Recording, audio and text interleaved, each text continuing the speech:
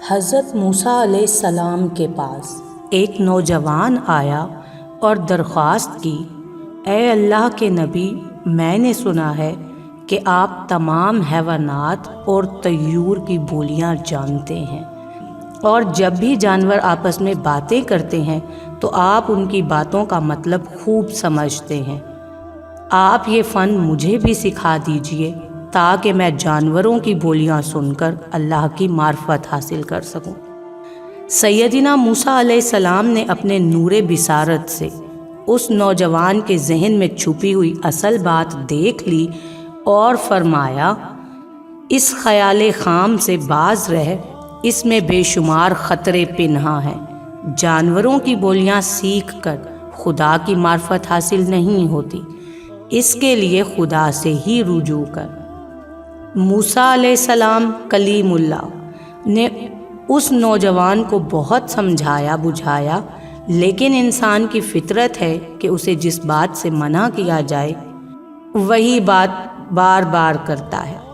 اس نے بے حد خوشامد کی۔ تب سیدنا موسیٰ علیہ السلام نے بارگاہ خداوندی میں عرض کیا، یا الہی، تو بے نیاز ہے، ایسا معلوم ہوتا ہے کہ اس نوجوان کی عقل و خرد کو شیطان مردود نے اپنا کھلونا بنا لیا ہے، تو ہی بتا میں کیا کروں۔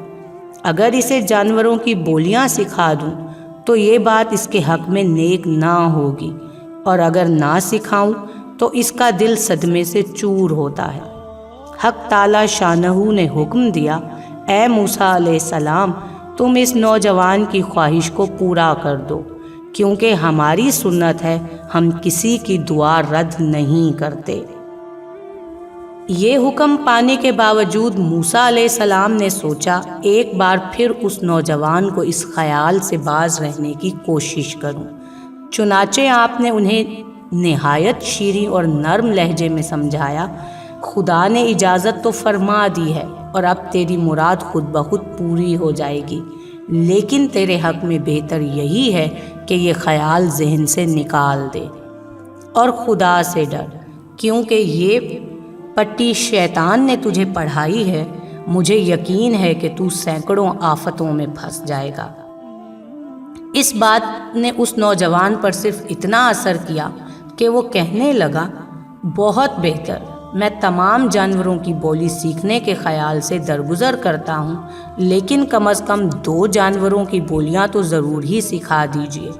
ایک اس کتے کی بولی جو میرے مکان کے دروازے پر پہرا دیتا ہے، اور دوسری اس مرغ کی بولی جو میرے گھر میں پلا بڑھا ہے۔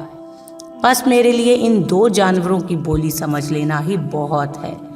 سیدنا موسیٰ علیہ السلام نے فرمایا، اچھا، جا، آج سے ان دونوں حیوانوں کی بولی کا فن میں نے خدا کے حکم سے تجھے عطا کیا۔ وہ نوجوان خوش خوش گھر آ گیا اور اگلے روز اپنے پالتو جانوروں کی باتیں سننے کے لیے دروازے کے قریب کھڑا ہو گیا۔ تھوڑی دیر بعد گھر میں کام کرنے والی خادمہ ہاتھ میں ایک کپڑا لیے دروازے پر آئی۔ اس میں رات کا بچا کھچا روٹی کا ایک ٹکڑا تھا۔ وہ خادمہ نے باہر پھینک دیا۔ اسی وقت مرغ پھڑپھڑاتا ہوا آیا اور وہ ٹکڑا اٹھا کر اپنی چونچ میں دبا لیا۔ پہرا دینے والے کتے نے یہ دیکھ کر مرغ سے کہا، یار تو بڑا لالچی ہے، دانہ دن کا بھی چک کر اپنا پیٹ بھر سکتا ہے، باسی روٹی کا یہ ٹکڑا ہمارے حصے کا تھا۔ مرغ نے کتے کا شکوہ سنا تو جواب میں کہا، بھائی، اس باسی روٹی کا رنج نہ کر، ذرا صبر سے کام لے، خدا نے تیرے لیے بہترین نعمت مقرر کی ہے۔ کل ہمارے مالک کا چہیتا گھوڑا مرنے والا ہے، اس کا گوشت خوب پیٹ بھر کر کھائیو، یوں خدا تجھے بے کوشش اور بے مشقت رزق عطا کرے گا۔ اس نوجوان نے مرغ کی یہ بات سنتے ہی تھان پر سے گھوڑا کھولا، بازار میں لے جا کر اس کے دام کھڑے کیے، خوشی خوشی گھر واپس آ گیا۔ اگلے روز صبح پھر خادمہ نے دسترخوان جھاڑا تو روٹی کا ایک ٹکڑا زمین پر گرا۔ مرغ پھر اچک کر لے گیا اور کتا منہ دیکھتا رہ گیا۔ آخر اس نے مرغ سے کہا، تو بڑا چالاک اور فریبی ہے، تو نے کل کہا تھا کہ آقا کا گھوڑا مر جائے گا، مجھے خوب پیٹ بھر کر گوشت کھانے کو ملے گا، اب بتا گھوڑا کہاں مرا؟ آقا نے تو اسے لے جا کر بازار میں بیچ ڈالا، معلوم ہوتا ہے تو ازلی جھوٹا ہے، سچائی تیرے مقدر میں ہی نہیں۔ مرغ جھوٹا نہیں، بڑا باخبر تھا۔ اس نے جواب دیا، تم خواہی تاؤ کھا رہے ہو، گھوڑا تو مرنے ہی والا تھا، یہاں نہ مرا دوسری جگہ جا کر مر گیا۔ ہمارا آقا گھوڑا بیچ کر نقصان سے تو بچ گیا اور بظاہر اپنا نقصان دوسرے کی گردن پر ڈال دیا، لیکن فکر نہ کر، کل انشاءاللہ اس کا اونٹ مر جائے گا، پھر تیرے پانچوں گھی میں اور سر کڑھائی میں ہوگا۔ نوجوان لپکا ہوا گیا اور اونٹ کو بھی بازار میں لے جا کر دام وصول کر لیے۔ جانور کے مرنے کے صدمے اور رقم کے نقصان سے چھٹکارا پایا۔ دل میں خوش تھا کہ ان جانوروں کی بولیاں سیکھ کر فائدے ہی میں رہا۔ تیسرے دن کتے نے مرغ سے کہا، تو بڑا فریبی نکلا، آخر جھوٹ بولنے میں کیا مزہ آتا ہے تجھے؟ مرغ نے کتے کی یہ جھاڑ سن کر کہا، میں جھوٹ نہیں بولتا۔ مالک نے اونٹ کو بھی لے جا کر بیچ ڈالا اور پیسے جیب میں رکھے۔ اب وہ اونٹ جس بد نصیب نے خریدا تھا اس کے گھر جا کر مر گیا ہے۔ بہرحال تو غم نہ کر، کل ہمارے آقا کا غلام مرے گا۔ موت نے اسے تاکا ہے، غلام کے مرنے کے بعد آقا فقیروں کو روٹیاں اور گوشت بانٹنے کا انتظام کرے گا، پھر تیرے مزے ہی مزے۔ مرغ کی یہ بات سنتے ہی نوجوان نے غلام کو بھی ایک شخص کے ہاتھ اچھی قیمت پر بیچ دیا اور نقصان سے بچ کر جی میں بہت خوش ہوا۔ اس نے دل میں کہا، خدا کا شکر ہے کہ مجھے ان 3 حادثوں سے بال بال بچا لیا۔ اگر کتے اور مرغ کی بولیاں مجھے سمجھ نہ آتی پھر تو مجھے بڑا بھاری نقصان اٹھانا پڑتا۔ چوتھے دن کتے نے لال پیلی آنکھیں نکال کر مرغ سے کہا، اے اور جھوٹوں کے بادشاہ، تو نے یہ بھی سوچا کہ تیری یہ دروغ گوئی کب تک چلے گی؟ تو کہتا تھا کہ غلام مرے گا، غلام کہاں مرا؟ مرغ نے جواب دیا، باخدا میں نے سچ کہا تھا۔ آقا اگر اس غلام کو نہ بیچتا تو وہ اس مکان میں مرتا۔ بہرحال جس نے اس کو خریدا اب وہ نصیب کو رو رہا ہوگا، لیکن تو اب خوش ہو جا کہ خود ہمارے آقا کی باری آ گئی ہے، کل یہ یقیناً مر جائے گا۔ اب دیکھتا ہوں کہ وہ اپنے آپ کو موت کے فرشتے سے کیوں کر بچائے گا۔ کاش وہ بے وقوف اتنا سمجھتا کہ ایک نقصان سینکڑوں نقصانوں کا صدقہ ہوتا ہے۔ یاد رکھ کہ جسم و مال کا زیاں جان کا صدقہ ہے۔ دنیاوی معاملات میں انسان بعض اوقات زر و مال خرچ کر کے اپنی جان بچا لیتا ہے، لیکن افسوس کہ قدرت الہی کے رازوں سے جاہل ہے یہ قدرت الہی کے رازوں سے جاہل ہے، یہاں اپنا مال بچانے کی کوشش کرتا ہے اور نہیں جانتا کہ وہی مال اگر اپنی ذات پر سے صدقہ کر دے تو نقصان فائدہ بن جائے گا۔